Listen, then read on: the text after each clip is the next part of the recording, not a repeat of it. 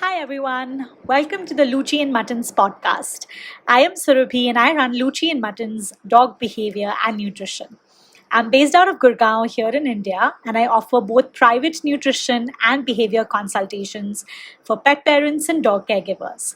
I work with a holistic approach using science and empathy as key pillars in supporting dogs.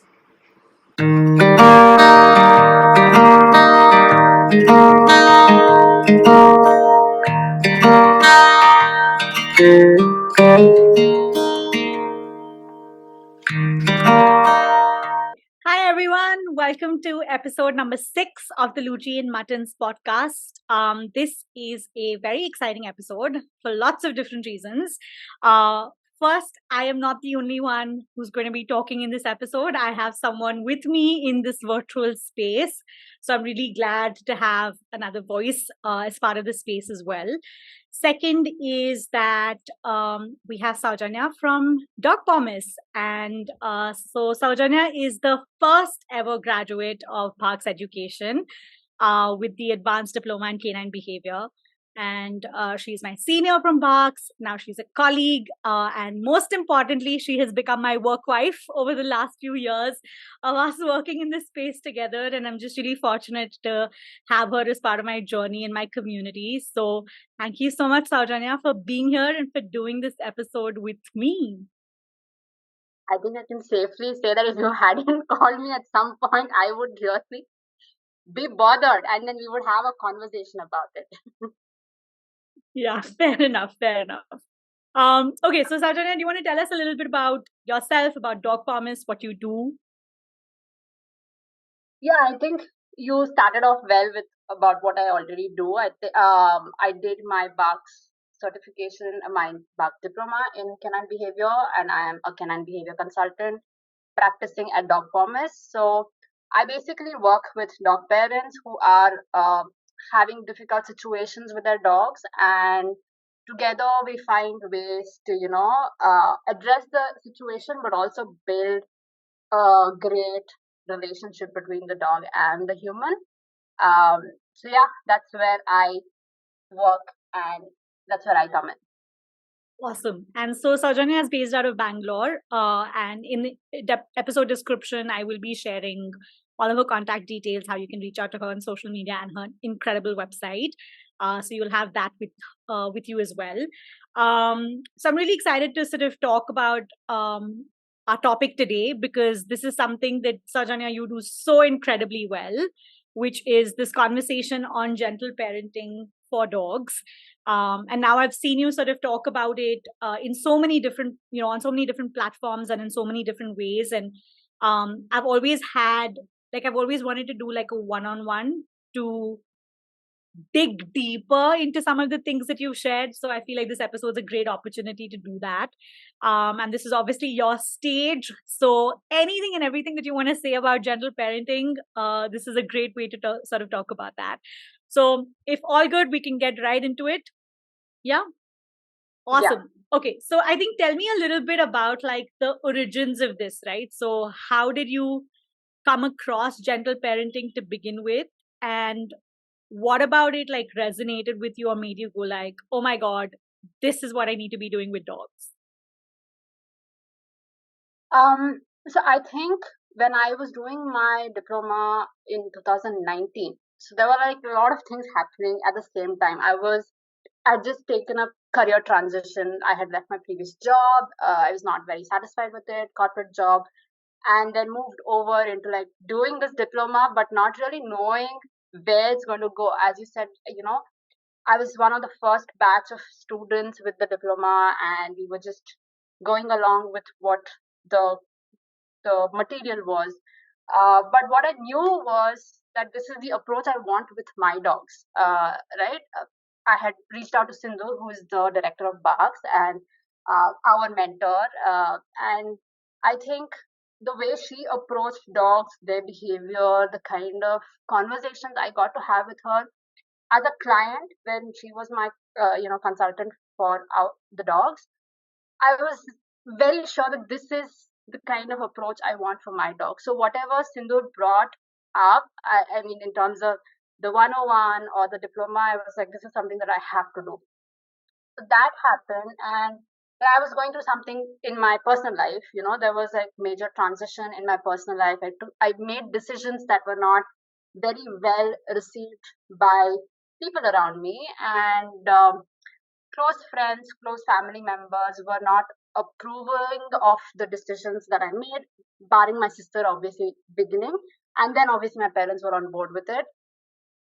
So it kind of made me realize that the most important thing for me is truly the relationship that I have with people, right? It could be my parents, it could be my friends, it could be my dogs, right? And that was really the core of what I was looking for. And I was looking for uh, a relationship where we understand each other's um, emotions, your where it is coming from, you know, your needs, your boundaries. All of this was something that was very, very critical for me at that point. And I remember this so well because at the time that I was going through all this, I think this was around October or November 2019, and I was doing one particular assignment in one of the units of the diploma. And I was really struggling. The conversation was around what's the difference between uh, reward or reinforcement versus communication and relationship. And I was struggling a lot because I was like, everything sounded like relationship building, but what it actually was rewards and reinforcement. When I went back to my own examples, my parents were always like, you do well in your education, you do well in your life, you be happy, we'll support you, right? That was like the conversation. It sounds very relationship oriented, which is right. You want the other person to be happy, but a part of it was also conditional, right? Like, the decisions you make partly on my, what we think is right. And I feel like a part of it is their own uh, you know unawareness of things, right? They came from a very different upbringing and a very different time, and they believe that, if you do this kind of an education, then you will be more successful, so you will be happy, and that's what we know. So that's what we want you to do. And I think my career transition and my personal life decisions were very shocking for them, and they were not very sure whether that would make me happy. So initially they were not very supportive of these um, decisions. And so I was wondering whether, where is this relationship? Where are these conditions coming from? Is it truly my happiness unconditionally, or are there conditions attached to it? So a lot of conversations in my own head about this. And then I was doing something with dogs also in my diploma. And I was like, okay, like, I'm a little confused because everything around me, seems like very conditional. And the conversations I had through that assignment and through the feedback and back and forth with Sindhoor kind of opened this idea of you can have a relationship, you can set boundaries, you can want something for the other person and still respect the other person's needs. There is a it's a very nuanced discussion, and it takes a lot to think about it because not all of us experience this, through our life.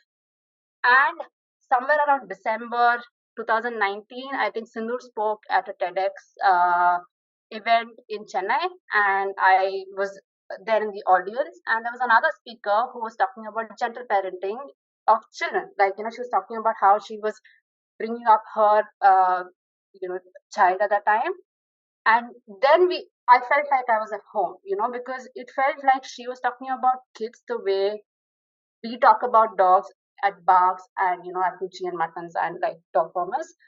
And I was like, okay, there is something that is, we can experience in the human space. And that's when I started, obviously following her on Instagram, and through her, a lot of other people, a lot of other conversation and the research around gentle parenting. And it felt like it was not so much as I discovered this and then started applying for my dogs, but felt more like I'm doing this, but I'm not alone. And there's so much conversation around this that's happening around the human, parenting space, and helped me learn more, understand more, find people who are practicing this in their day-to-day life with their kids. And I'll come to this, but gentle parenting is not just with dogs or just with kids. It's not a parenting, uh, in air quotes, parenting alone approach. But yeah, I think that was my journey. I felt like it all came together, and I feel like a lot of us, I'm sure you would have felt this too, and a lot of my clients feel this. It's not so much as finding a new approach and applying it to my dogs, but it feels like I already know this in my gut that this is what I want to do, but you just need to find the right guidance into following the kind of the approach that we have. So I think that's what happened with me. Yeah, I mean, thank you so much for like sharing that, because again, my brain is like exploding with so many different questions that I want to like ask you and dig deep into. And clearly having like scripted pointers is not helpful at this point in time. um but I think what you shared was interesting, because and tell me if I got this wrong, right? But it feels like there was this moment of like awakening for you, this kind of like emotional awakening. um and I like to call it awakening, because I feel like I experienced that myself, I think a couple of years ago. And I think that moment of awakening sort of like lifts this veil off your eyes, and you start seeing the world and your relationships in a very different light. And you start sort of, I think, being able to acknowledge or hold space for how much of your needs are being met in a relationship, or how much of your boundaries are not being respected.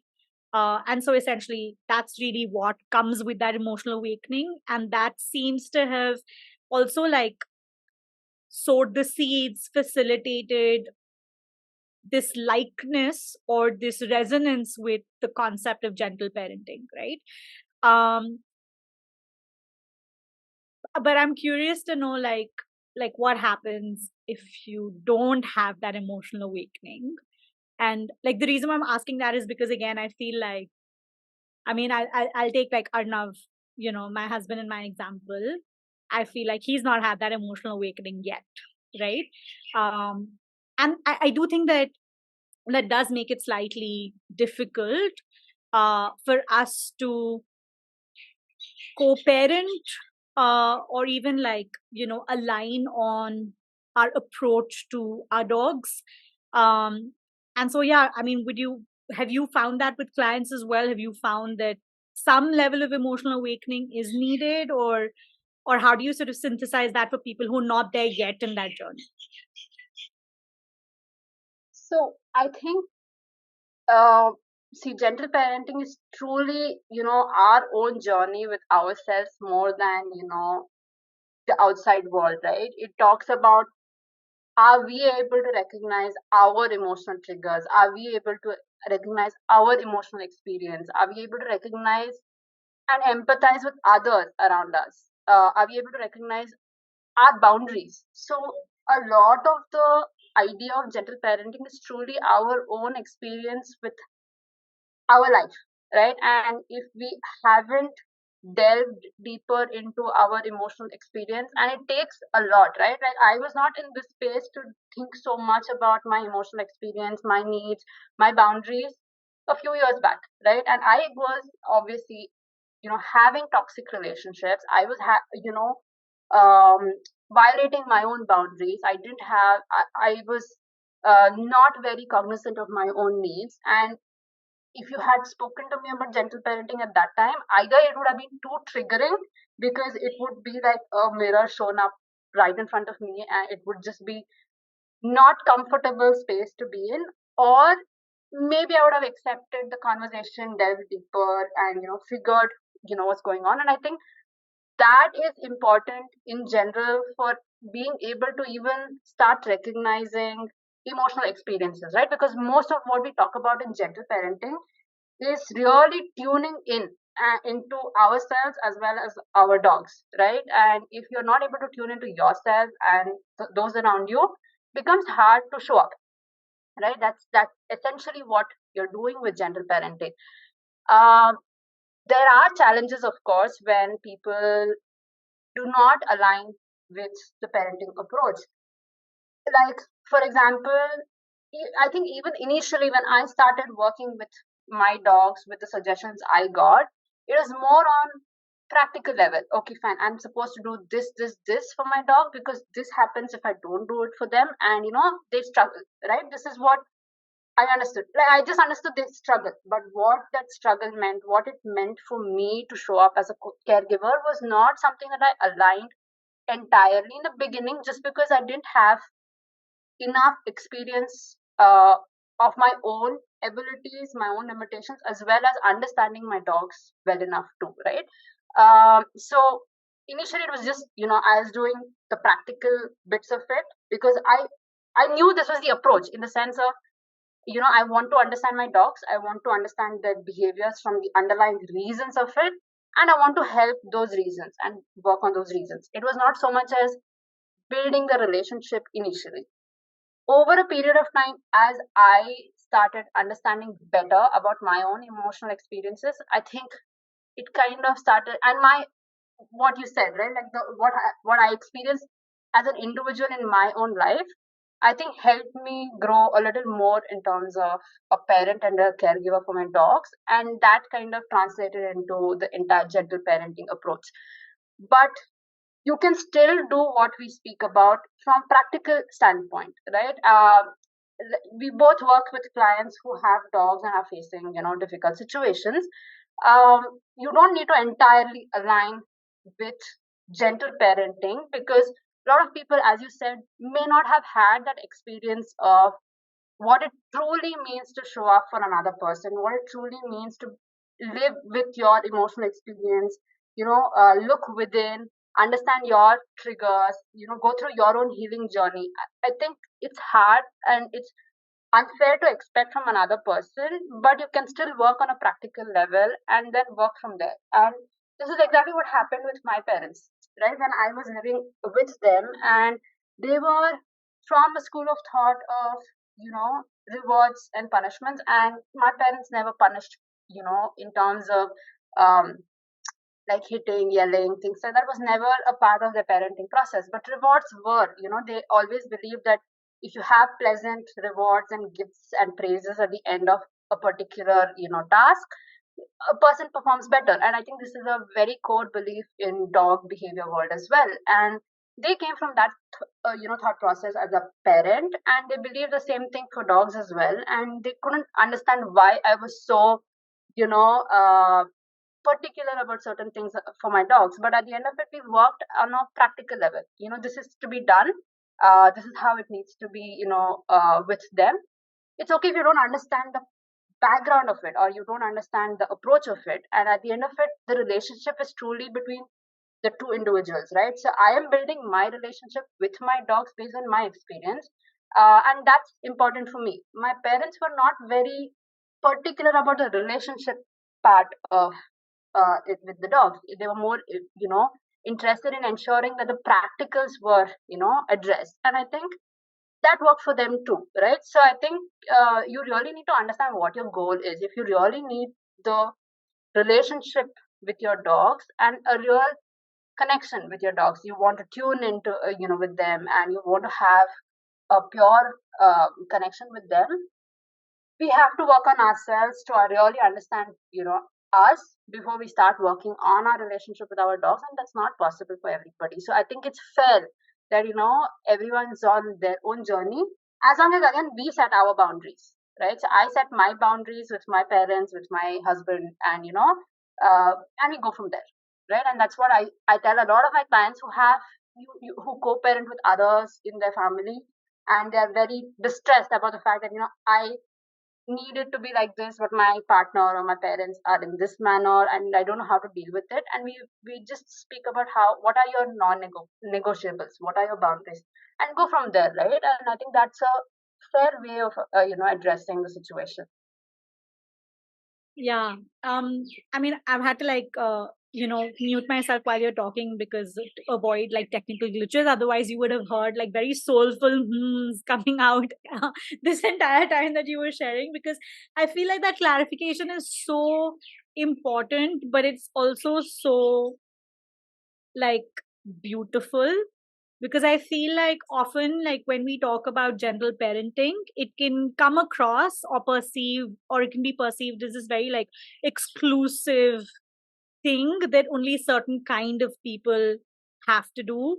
And I love what you said. I love how you talked about, you know, if you are the kind of person who's on your own healing journey or aware of your role, or your healing, right, and how that shapes your relationship and with yourself but also with others, then you can really go like the depth, you can really go into the depths of gentle parenting, right? But if you're someone who just wants to sort of build a positive relationship and have connection but not yet ready to take on the healing parts of it yet for yourself, then you also have the practical pieces to keep in mind, right? And I think again, I think we've had the experience of working with both types of clients to know that that works across the spectrum, right, irrespective of where people are in their journey as well. So I really love that, because I feel like that's such a powerful thing for us to keep in mind as well. You also mentioned something about, you said that it's not, you said gentle parenting, but it's not really about parenting, it's gentle something. So what is that something, and where is that coming up for you from? So as I started, so initially I thought it's just a parenting approach, right? And you see these categories of, this kind of parenting and that kind of parenting. So I thought it's just another parenting approach that you can take. But as I started researching and then, mostly getting into that conversation in the last couple of years, I've realized that when I am using gentle parenting, there are certain foundations and principles to it, right? Like, you are firstly understanding and tuning into another individual's emotional experience as well as yours, right? You're also, trying to understand if, you're going beyond behavior. So if someone's upset with you and they are hurt, they're probably not going to be talking to you, or there are like certain behaviors that they exhibit that shows us that there's something wrong. But you really go beyond the behaviors and figure like what's going on, like, why, what hurt them. And of course this is not to justify abusive relationships, this is not at all that conversation, but we're talking about regular conflicts that come up in human relationships and not just the intimate partner relationship. And you try and then have respect for another individual, you respect that they have autonomy, they have agency, they have their own, personalities and needs and, likes and dislikes. And you also have boundaries, right? So there's a lot of principles that go into gentle parenting, which truly is just way of having a relationship with another individual as well as yourself, right? And I think I realized that it's also a relationship with yourself a lot later, because I was seeing a lot of these conversations happening around, tune into your child's, emotional experience, show up for your child or show up for your dog, the way we speak about with parent and caregiver and dog relationships. And then, you know there was one such conversation which spoke about, you can't always be well regulated yourself, right? You have bad days. I mean, it would be completely idealistic for us to think that, we never have days of high stress, days of frustration. And if we can't show up for ourselves as that gentle parent for ourselves, then I don't think we can show up for anybody else in that, manner. So I realize it's not a parenting approach itself, but it is such a way of life, right? The way you live, and care and nurture for yourself, but also, how you build relationships with others, how you have a relationship with people around you, what kind of lifestyle you have for yourself, what are the priorities for you. Because today my priorities are my emotional well-being and just, you know nurturing my um, life, my needs, really I'm trying to understand who I am, what my needs are. And it's just it seeps into your lifestyle, it seeps into understanding yourself, people around you, just going beyond the basic conversations, right? I think, uh, yeah, to me, I think gentle parenting, though we call it as parenting, has gone beyond just a relationship with our dogs, to the kind of relationship that we have with everyone else, I have with my clients, that I have with my clients' dogs, that I have with my own self, with people around me. I don't have children and I don't plan to, but it's still the way of life for me. And I keep following all these parenting accounts, and people might think that I'm a parent myself, but you know, all of it resonates because all of it makes sense when you're having a relationship with another individual and relationship with yourself. Yeah, that's really helpful, because I think, again, like, what I've found is, and I'm like one of those like sneaky people who has watched you like talk about gentle parenting and then just go through like comments and what people are saying. And so I have found that when we say gentle parenting, that suddenly feels very like, oh my god, this is pressure, this is too much. I don't want to be a parent to my dog, I just want to be a caregiver kind of conversation. And so I love what you're saying in the sense of the fact that it's really not about parenting, but it's just really about like a way of life. And it's so interesting because last evening I was doing a little bit of like my research for the episode, and I came across this lovely parenting coach on Instagram. And I think she was sharing like a snippet of like a comment that came to her about how gentle parenting can, will really spoil your children, right? And she flipped it to saying it's not about gentle parenting, it's about gentle communication.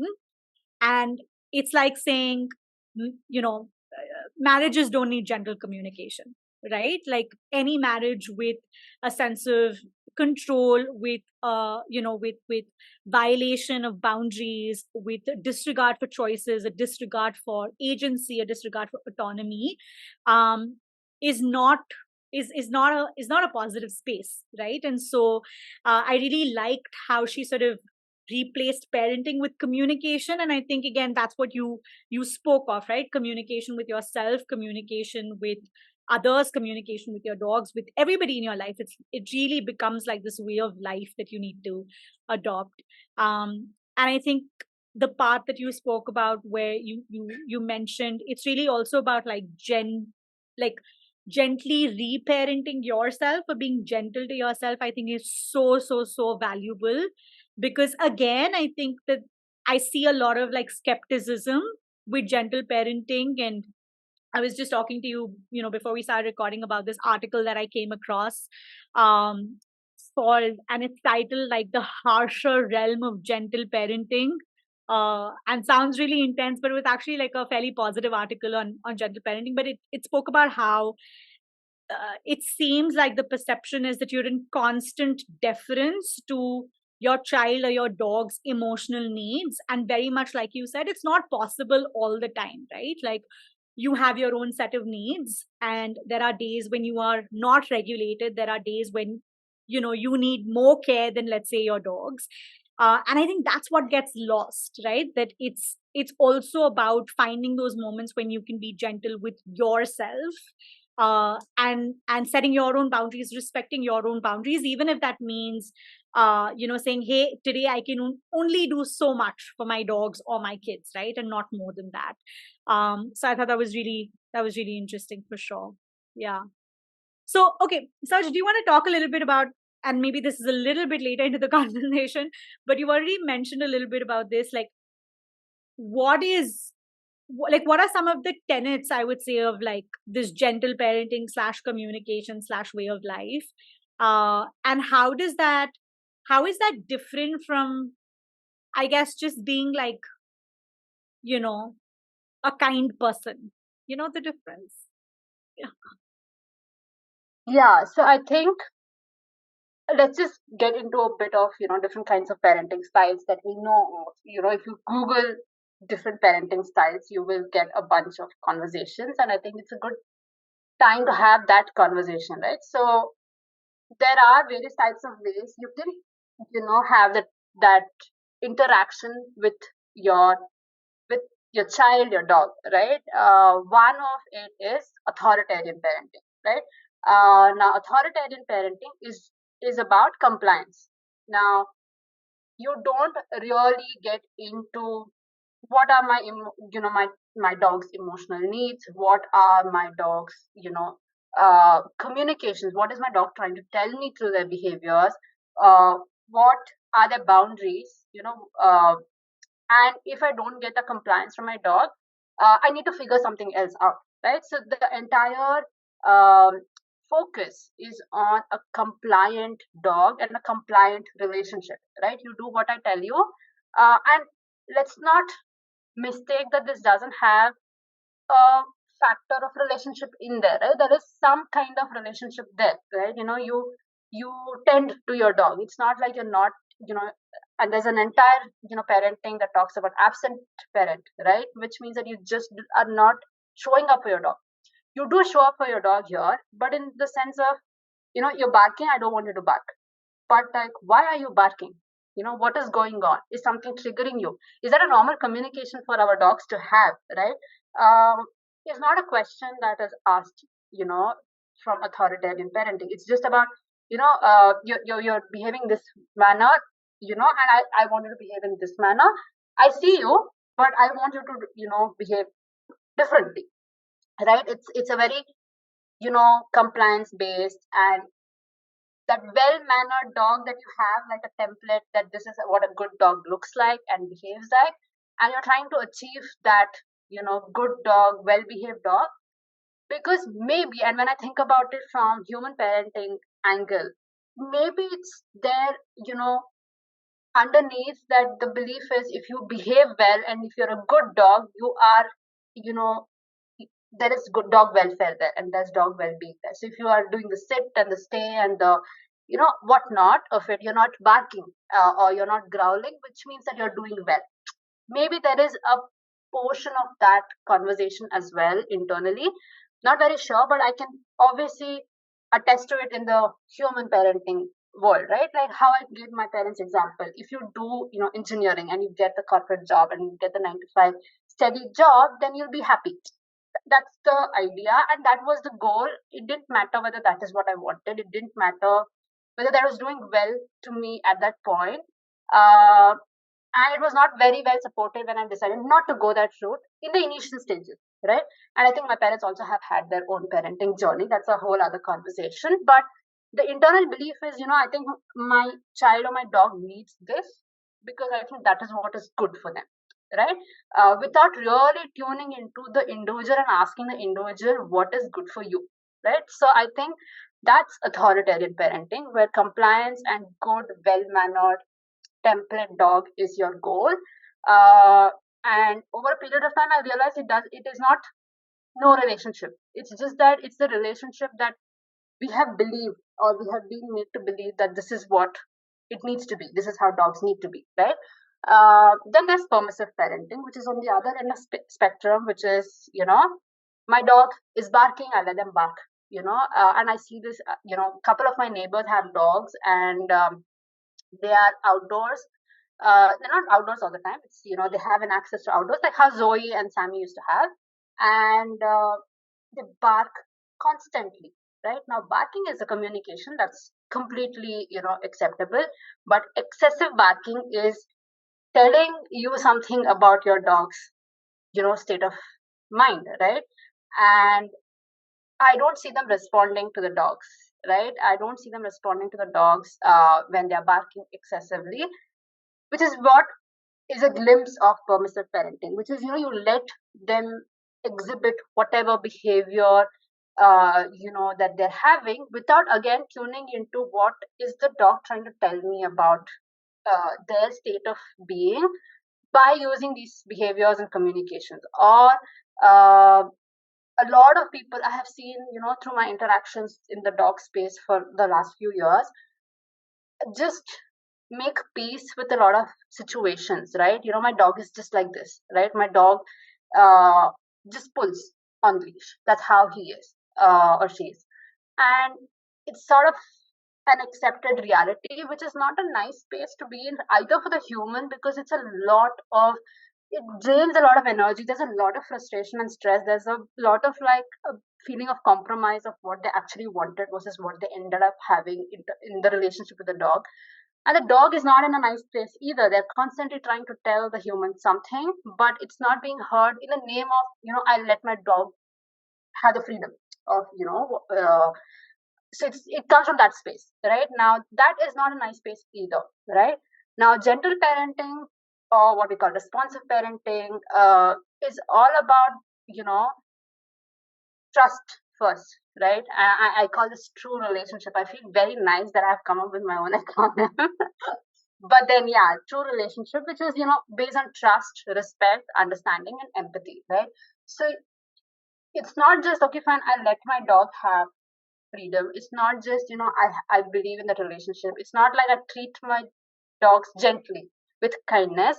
It's beyond that, from the perspective of I want to build trust with my dog, right? I to be able to want them to be able to say that, I trust this person. And it took a long time for me to build trust with Sammy.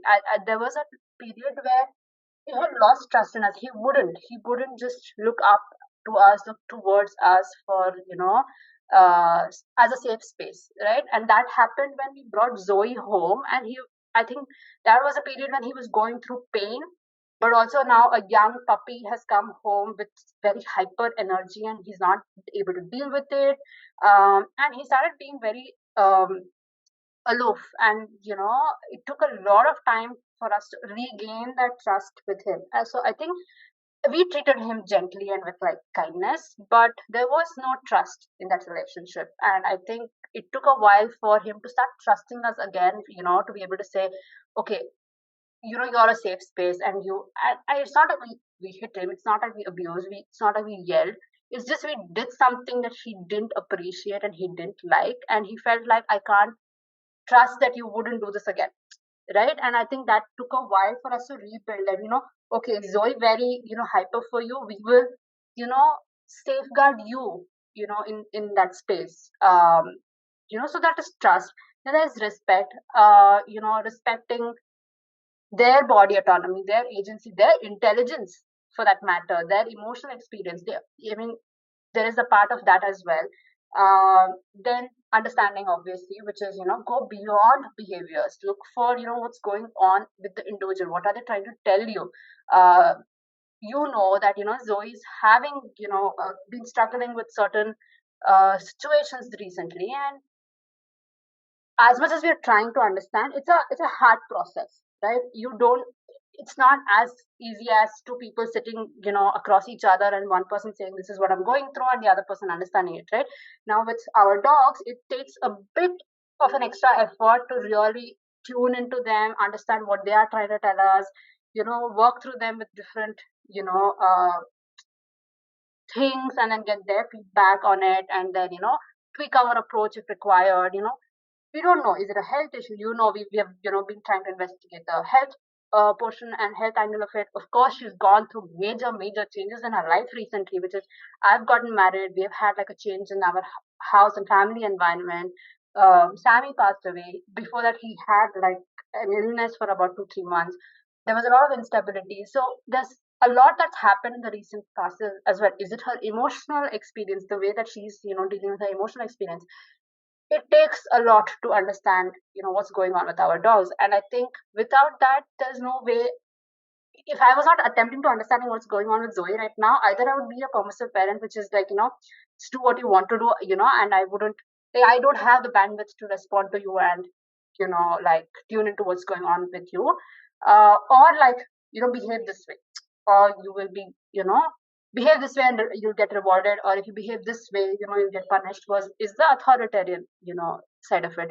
But truly to understand what's going on with your dog takes a bit of an effort, especially in such cases where you really don't know where it's coming from, right? And then of course you deal with your dogs with empathy, right? Whatever you do, there is a part of empathy. And I know that there's a lot of criticism for like humanizing our dogs, the anthropomorphism of it and all. But at the end of it, they have emotional experiences like we do. They have needs that are very specific to their species, but also in the larger scheme of things, the needs are very similar in terms of emotional needs, psychological needs, your social needs, your physiological needs. They're quite the broad spectrum of it is, the broad umbrella of it is similar. They have intelligence, so why not humanize them? Why believe that they don't experience certain things like we do? um, and it's always like I always prefer to err on the side of caution and feel like, this might hurt my dog, or this might um, cause some pain for my dog, than believe like it doesn't and then do things that might actually cause long-term damage, right? So I think these are the basic foundation principles of gentle parenting that I tend to follow. And of course, all of this is evolving, right? So you ask me another year later, and it would be like new things into it. Yeah. Um, Again, I think one of those moments where mind is blown with lots of different questions and I'm figuring out what's the best direction to move forward with. But let me try and sort of like uh, take like a cumulative approach of everything that's going on in my brain right now. Um, I know that because of again, I've seen this secondhand when you've spoken about gentle parenting and when you've been asked questions about it. But I also know this because of I think just talking about our work and the Barks way in the way that we do, where I think some of the skepticism and even I would say not so much the criticism, but I think the challenge, right, comes in saying that, oh, basically you're saying that disciplining dogs is not a good thing. And basically, it seems like gentle parenting is promoting this idea that there are no boundaries whatsoever, right? Um, and to me, that's so fascinating because to me that's so fascinating on so many different levels, and I'm very aware and I'm realizing that this is probably going to go a little meta and crazy now, but I think in general I think we see boundaries as like negative things, and we see them as like bad things, and they're only put into place when we want to stop something. We don't see them in the context of like self-preservation, right? And so for those of us who've been on our own healing journey, we recognize that sometimes even setting boundaries with close relationships feels very hard and difficult because it feels like, oh my god, like this feels wrong, or this feels like, what will the other person think about it, right? So I feel like, one, there is this concept of boundaries being something negative, something that you need to enforce uh in that kind of negative light, right? The idea that you set boundaries because there are just certain things that you don't violate, and it can be without that judgment. I don't think that concept necessarily is taken well too.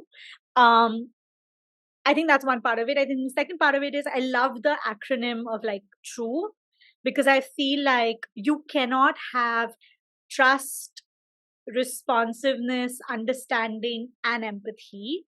I got that right? The acronym for true? Respect, Or but respect. Okay. responsive is a great one also. Okay. See, 1 year later, one conversation later, we're evolving this. Okay. So trust, respect, understanding, and empathy. We can't have that without some sort of boundaries, right? And without those boundaries, without we putting in those boundaries in our relationships, and without those boundaries being acknowledged and recognized. So actually, gentle parenting does have like a theme of boundaries, right? And so that criticism one is not entirely true. I think the other interesting thing I've found is that so many times, and I'm sure you've experienced this as well, I've had clients who've come in who have been extremely permissive. And I've had to be like, listen, friend, we need to put some boundaries in place. Right. And then I've also had like clients who have been very authoritarian, and where I've been like, okay, can we ease the boundaries off a little bit? And can we think about why these exist to begin with?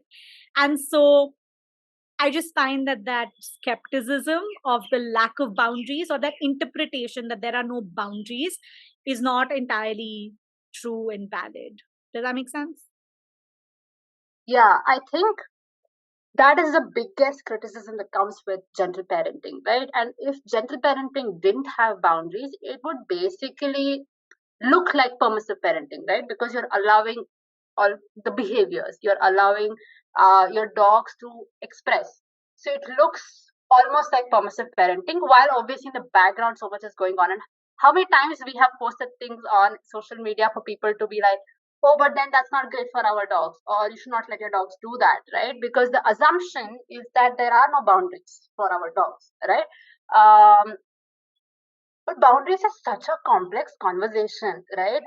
It's not about, see, when people say you have to discipline your dog, or your dog needs to know how to behave in certain situations, what essentially it's coming from is they need to be well behaved, right? If your dog is not walking next to you, or let's say if they're not responding to your recall outdoors, it's a unsafe space to be in, which means that your dog is not well mannered. But let's take the recall, example. If your dog is not responding to you, why? Firstly, right? Don't don't you have that trust and the relationship built?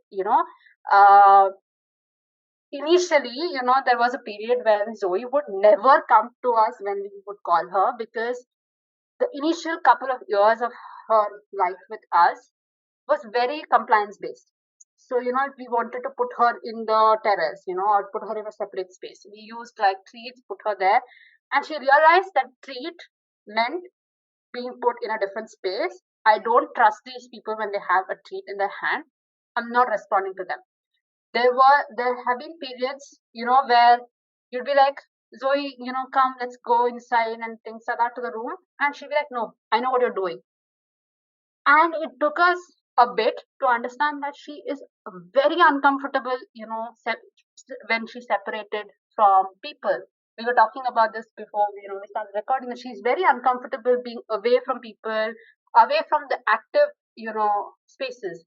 Between me and my husband, if I am, in the room and like, just resting, and my husband is doing something, she wants to be there where the activity is happening. And uh, she just couldn't trust us, right? And if I'm not able to understand why, when I'm calling her, she's not coming to me, then it's a failed communication at the end of it, right? Why am I setting the boundary? Why is, or where is recall important, right? When you're outdoors, am I going to keep calling my dog every 30 seconds to, come back to me? Is that what recall is being used for? Am I wanting my dog to come back when I feel like both of us might be in danger and we need to walk away from it? Is that why I'm using recall? Like, this is a conversation I have with my clients, right? Especially this comes up so much during walks, right? Because it's like, I ask them, why are you setting a particular boundary? Why not go left instead of right? Right?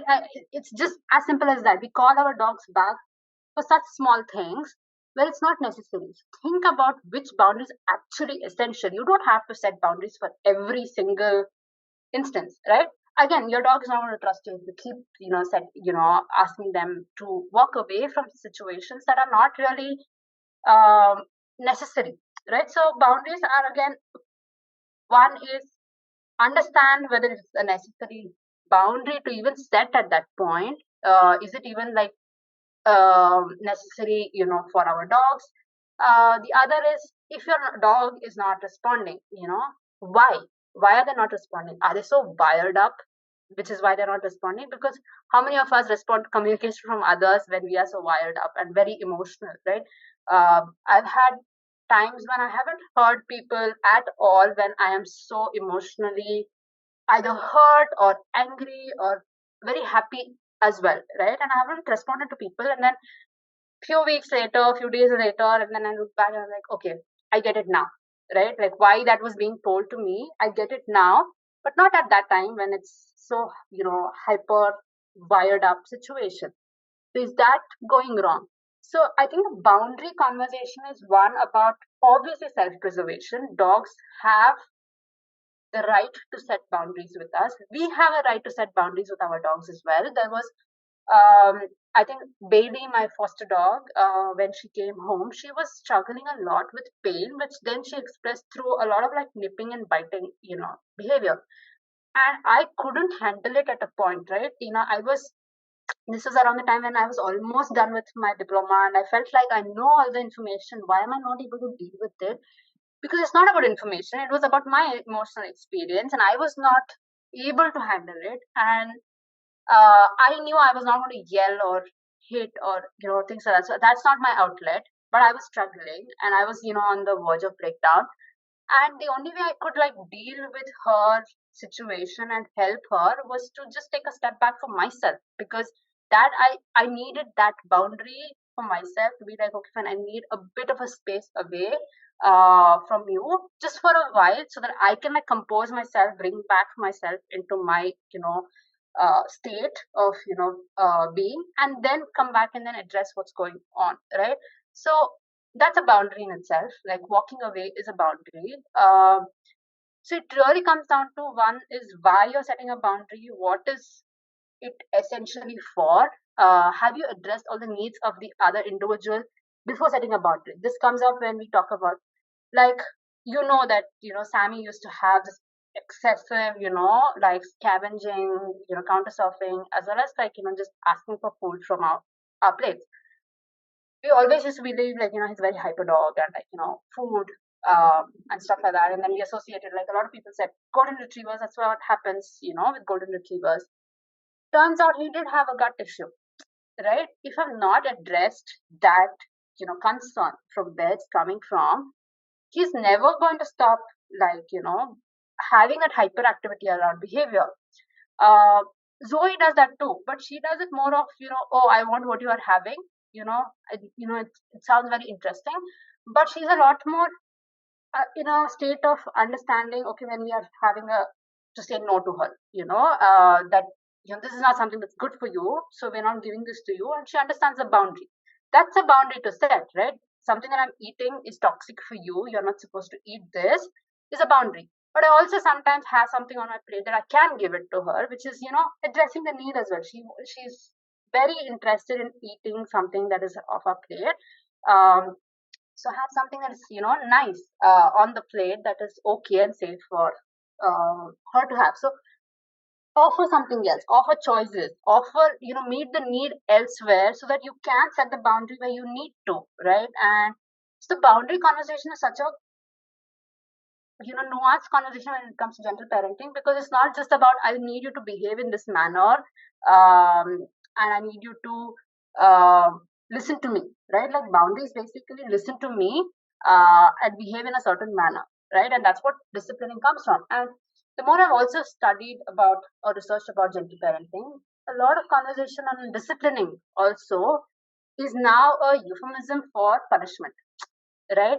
You come up and say, I have to discipline my dog, which is a way to say, you are going to behave the way I want you to behave. Otherwise, you will see the consequences for it. But disciplining is also a way of, um,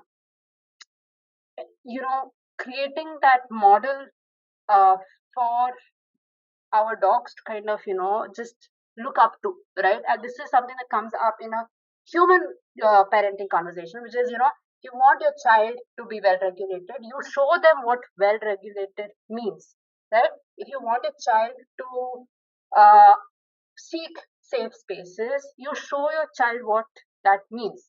If you want your child to set boundaries for their safety, for their body autonomy, you show what that is. So disciplining is a lot to do with actually modeling a life for someone to kind of look up to and understand what that means and understand where it's coming from, and then for them to decide whether this is something I want to emulate or not, right? Again, it's not about you follow what I'm doing, right? So a lot of that helps as well. So when we started having triggering situations, I would walk away, and the dogs would walk away too, right? If I went up to the trigger, then they would walk up also, and all of us would be like in a wired up state, right? So walking away was a great way, that air quotes disciplining, but actually it was a way to show them that this is also an option that you can reach out to to access safety for yourself, right? Access safe space for yourself. So I think discipline also comes from a very, you know, basically a word for punishment, I guess. Yeah, for sure. I feel like all of these words and they're so loaded. And I think they're loaded because of our own individual experiences of them. But a lot but also like how they are used in literature and in narratives, right? And I definitely feel like discipline is a big one for sure. Um, and and discipline in general as a principle is like could be like a potential positive principle, but I think like you said, right, it's used so much as a euphemism for meting out consequences and punishments, that it does sort of take away from the conversation altogether. But I think, as you were sharing, like I think it was interesting, and I was like connecting back to some of my own like experiences with my dogs. And I think for me personally, I think the two things that and it feels like that's again what we've been talking about, like two things that I think gentle parenting or a gentle communication, gentle way of life kind of approach has helped me do is, I think the first one is just acknowledge and recognize that in in this relationship between my dog and me, this is not just about a dog and a human, but it is really about two individual beings with two individual emotional experiences, right? And those emotional experiences are constantly talking to each other. And so it's, I need to be able to recognize that and take feedback from it. And so does my dog, right? And how do we both get to that place when we can receive and give each other feedback? I think that is a big part of what gentle parenting can help do. I think the second thing that for me it's done is, I think, just build awareness, right? And I think that's so important because in and again we know this through our own journeys, but also in how we facilitate these journeys for clients, that sometimes like awareness really is like the missing piece of the puzzle, you know. And it's those moments, especially those really hard moments when you are dysregulated, you are not being able to communicate effectively with your dog, you are going down that path of can you just do what I want you to do, right?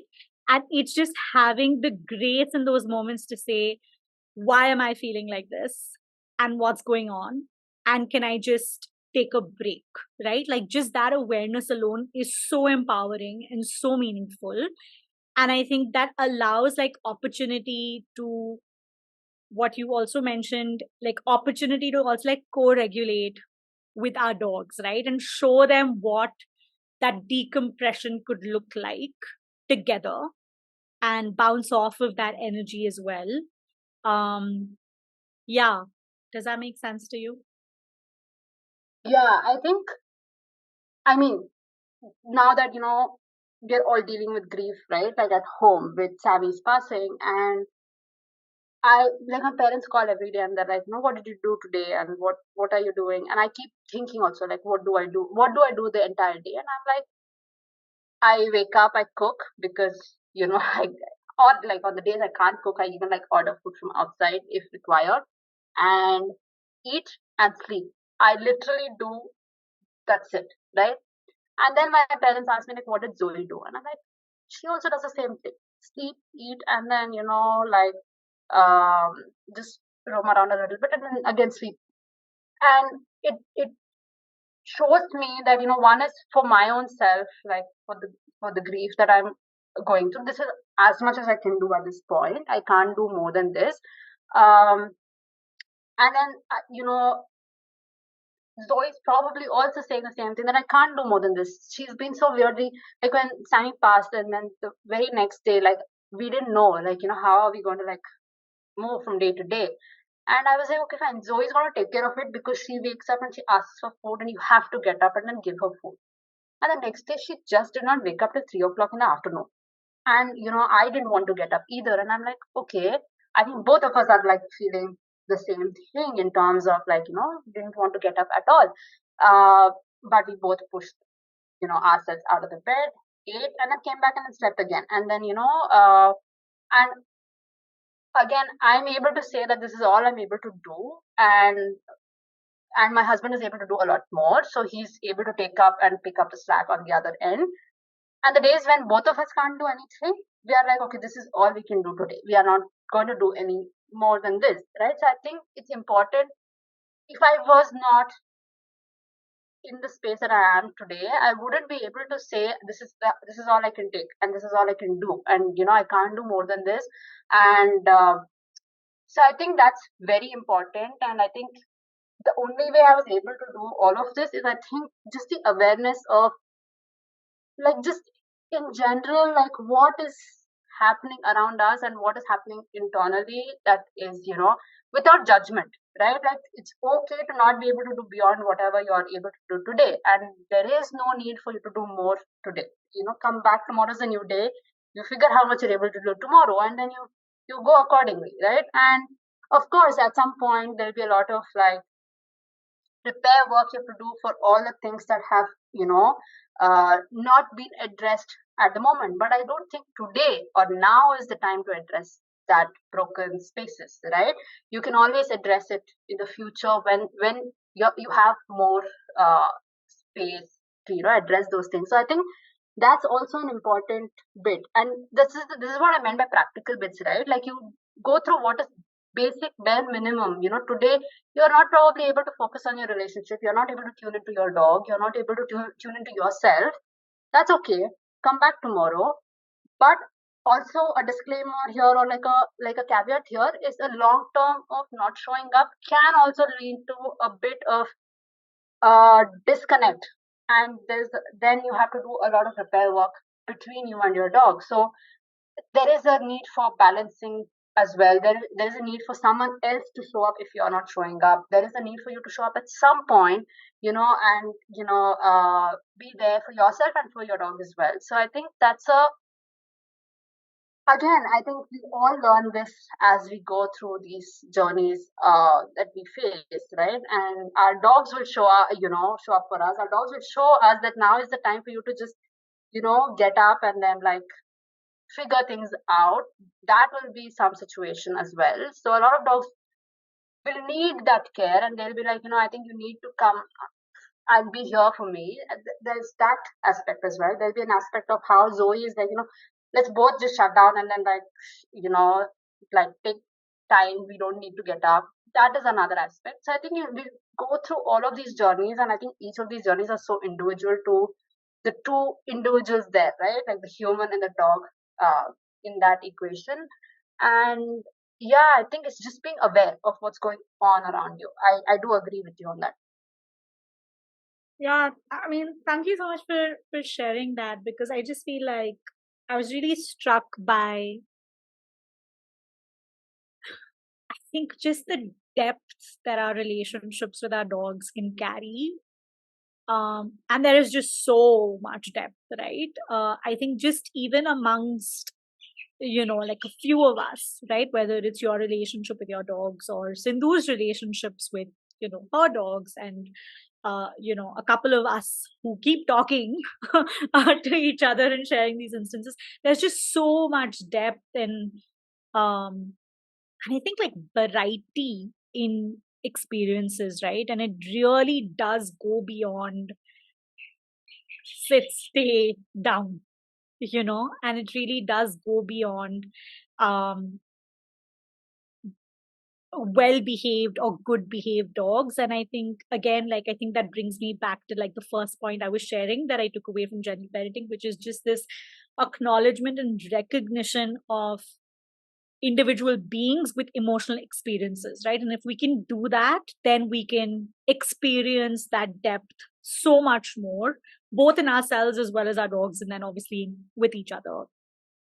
So thank you so much for sharing that, because I think that was a really, like, powerful example of that as well.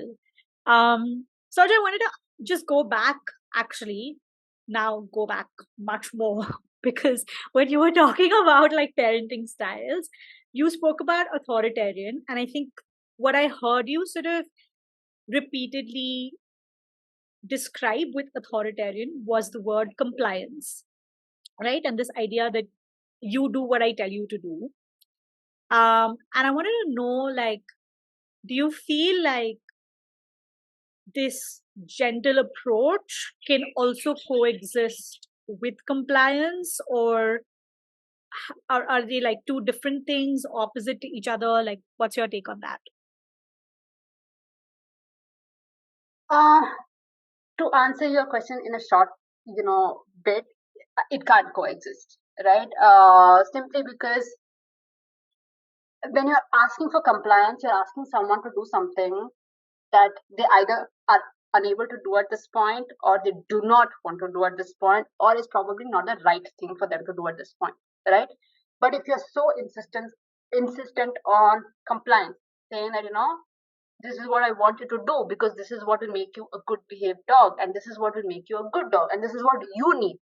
I know that this is what you need, and this is what you need to do to feel good, to be a good dog, to have your welfare in the right place. I think you've lost the entire point of gentle parenting, right? Like, if that is what you're doing, because uh, let's say, for example, again, I'll bring back Sammy's example. When he was much younger, which he passed at 12, when he was around 4 5 years of age. Till then, the command sit was so ingrained in him that he would, like, you didn't even have to say it. He knew the situations that we had taught him to sit, and he would sit, right? And he would do it. He was a very, very compliant dog. Let me tell you that he would do anything you asked him to do, right? And no signs of, I don't like what you're doing. No boundaries. He didn't have boundaries. He didn't have feedback, in terms of what he's feeling. He would listen to whatever you told him. And only when I've learned about what happens when repetitive sit is being told to a dog, is when I realized that probably he's doing it because he likes the reward at the end of it, or he's just listening to what we're saying, or he's just a very compliant dog as a personality, like whatever be the reason. But actually, it's not good for him. It's not doing him any good at all. It's just worsening his joints. Is when I realized that compliance is probably not the right thing to, work with, right? He was a very compliant dog, so a very well behaved dog that we would ask him of anything and he would like respond accordingly. But it was not in his welfare. And if I continued to ask him to do that, I would knowingly put him in situations that are uncomfortable for him just for compliance, right? So I don't think compliance and gentleness can coexist, simply because I think our dogs have the right to say no to us if they don't want to do something. And I think we don't always know what's good for them. I think, like, I see this a lot, and I think I used to do this a lot when we used to take Sammy for walks, and he would be very hyper on walks, and he'd keep pulling on leash, and he would run up to another pet dog, and he would want to mount them, right? That this was his way of interacting and greeting another dog. And we would keep saying, Sammy, say, Sammy, sit, and like walk behind, like like get him a little, behind so that he can walk next to us, or shorten the leash so much that he can not pull us further, and then go up to the dog, and ask him to sit, and then be like, now you're a good dog because you've listened to everything that we have told you to do, right? But I mean, if I think back about it, and if I have to walk my dog again that way, it is a very stressful walk for me and the dog in that situation, right? Over a period of time, like when we realized that this is not something he's able to handle, right? Like when we started like looking at the emotional experience and like the behavior, like underlying reasons and things, and then I decided like, okay, fine, we are not going to walk and meet too many pet dogs. We are going to just walk and then have a more calmer walk. And over a period of time, I realized that he didn't want to meet the dogs, right? He didn't want to interact with them. Some of them he would go interact. Uh, After some time, most of the dogs were very young compared to him, so their energies was just not something that he was okay with. So he would just walk away. He would never pull us. Like he has not had a situation in the last few years when we would go on a walk and he would pull us. It's never happened. He would see another dog, he would decide whether he wants to meet the dog or not, and most often he wouldn't want to meet the pet dogs on leash. He did love interacting with the street dogs, and he would like have interactions with them, but with pet dogs never. And he would walk away. Right? You see how what we were trying to get him to do, which is walk next to me, short leash, short leash, short leash. Then you walk up to the dog, you sit here, and this is how you interact. Versus what he chose to do when he was in a much, much calmer thinking space was so different. And so, who is to say that I know what is good for my dog? Who is to say that this is how my dog needs to behave, and that's how they come to a space of a good welfare for them, right? So, I don't think that works either. Then there's a lot of like agency that that they lose out on when we tell them what to do. It's very interesting when we have street dogs come into our home, and even as gentle parents, I think you and I also have so much of control on our dogs just because they live in our homes, right? They can't exit the house, they can't go and then interact with anybody that they want, they can't go and then eat whatever they want. There is some form of loss of agency just by the virtue of living alongside another species and living in their house with the rules of their home, right? But when I see street dogs come into our house, they always want the gate open. They wouldn't enter if they come in and I shut the gate. They don't like it. They don't appreciate it at all.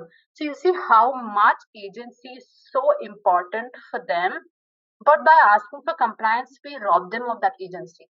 So I feel like uh, at least retain as much agency as you can for them. Give them as much freedom and choice that they can exercise, while acknowledging that living alongside means that there is some form of loss of agency, right? Even while living with us, as much as we can't give all the options, we try and then give as many choices as possible, right?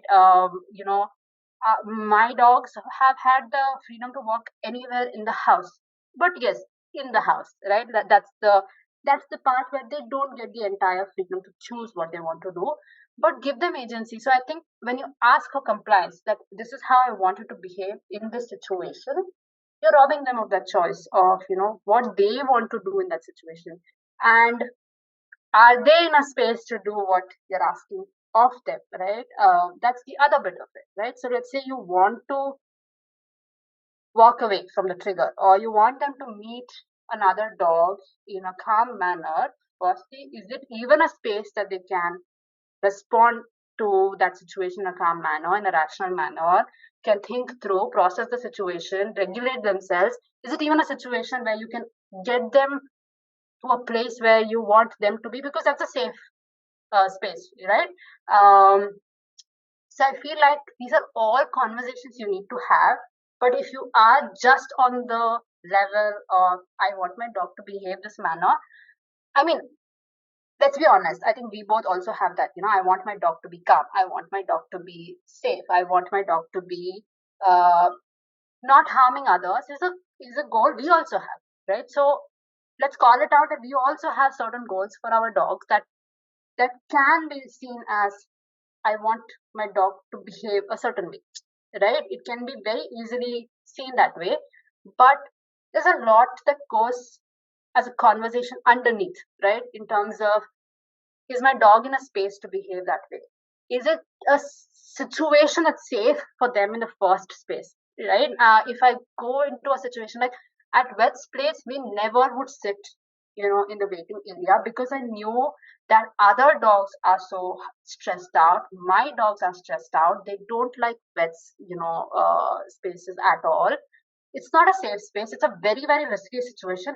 And there has been one such occasion where a dog has actually turned around and bitten Sammy also. When it's a very, very difficult space to be in, right? So it's not a safe space. That's not a space I can teach my dog to process and think, right? That's not a place to do that. So is it even a place where my dog can think, learn, exercise, their cognitive, abilities? That's the first question. Second is, Do I know better what's good for them, or do they know? Respect and trust them for their abilities and their thought process as well, right? As an individual as well, and yeah, and understand where it's coming from, right? Like when they're not responding the way we know is healthy for them, then why is it not happening, right? Like what's going on at this point?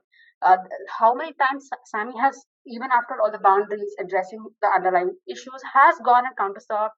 You had to have like major surgery because of an issue like this. Yes, harmful situation, not safe. So we would set boundaries, we would set, we would puppy proof the house a lot. But then come back to it and then think about what is going on. Why are they, struggling so much? So what might be seen as a compliance is a conversation on why my dog is struggling, right? And what I think that is something maybe we could turn around the conversation and, instead of asking why my dog is not listening to me or why my dog is not compliant, maybe turn it around and say, why is my dog struggling? What's going on? Are they in the right space of mind? Is the health okay? Is the social situation, the environment, the right space for them to start learning? Respect their choices and their intelligence, and then work from there. So I feel like short answer, no, it doesn't, align with gentle parenting. Only because there are so many conversations you have before you work on reaching that goal. And the goal is not so much as a compliant, well behaved dog, as much as it's a dog who is able to, one, process the situation, access safe spaces, their caregivers whom they can trust, um, regulate their emotions, bounce back sooner in stressful situations, because we can't rid them of all bad things in life. We can't rid them of all stressful situations. But can they handle when at a time like grief was inevitable in our case, right? I can't avoid it. We couldn't have avoided the situation that caused what emotions we are going through today. But have we reached a space where we are able to, handle it better today? That is what is the goal, right? And I think while keeping these goals in mind, um, work through the situations, ask the right questions, uh, and yeah, I think that's where compliance stands when it comes to gentle parenting. Yeah, I think, um, yeah, oh God, so much of what you said is just like incredible. And I feel like the examples that you gave were also so powerful because, and I'm going to try and like do like a synthesis of what you were sharing, but also like what I was taking away from the conversation. I think the minute like we talk about acknowledging and recognizing an individual's emotional experience, like we have to create space for agency and choices and autonomy, right? Like that's such an important part of that emotional experience as well, right?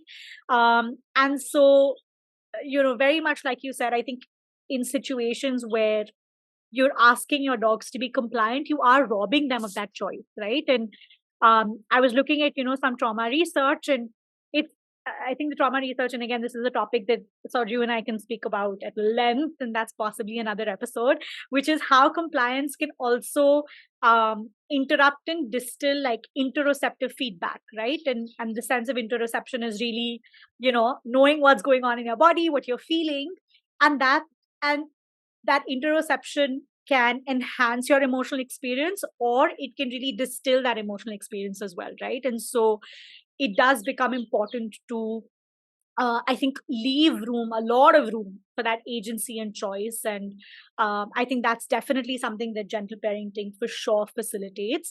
I think I also want to call out, and very gleefully want to call out, that in the examples that you mentioned, like all of those examples were examples where you have set boundaries for your dogs, right? And so you've done them very gently. You've done them not from a place of consequences of punishment, but you've done them from a place of what is safe for my dog, and then set those boundaries, right? Whether it was, okay, the boundary is we're no longer going to do sit because it's not helping your dog's physical and behavioral health, or okay, we're no longer going to meet other dogs on the road because this is not helping your behavioral health. But these are all boundaries as well, and I think that's such a beautiful way of like, I think, summarizing a lot of the things that we were talking about in our conversation today. Okay, so we've spoken a lot, and this has been a really good and a really long episode. If there were like three things you wanted to leave listeners with in terms of what they should think, feel, know about gentle parenting, what would those three things be?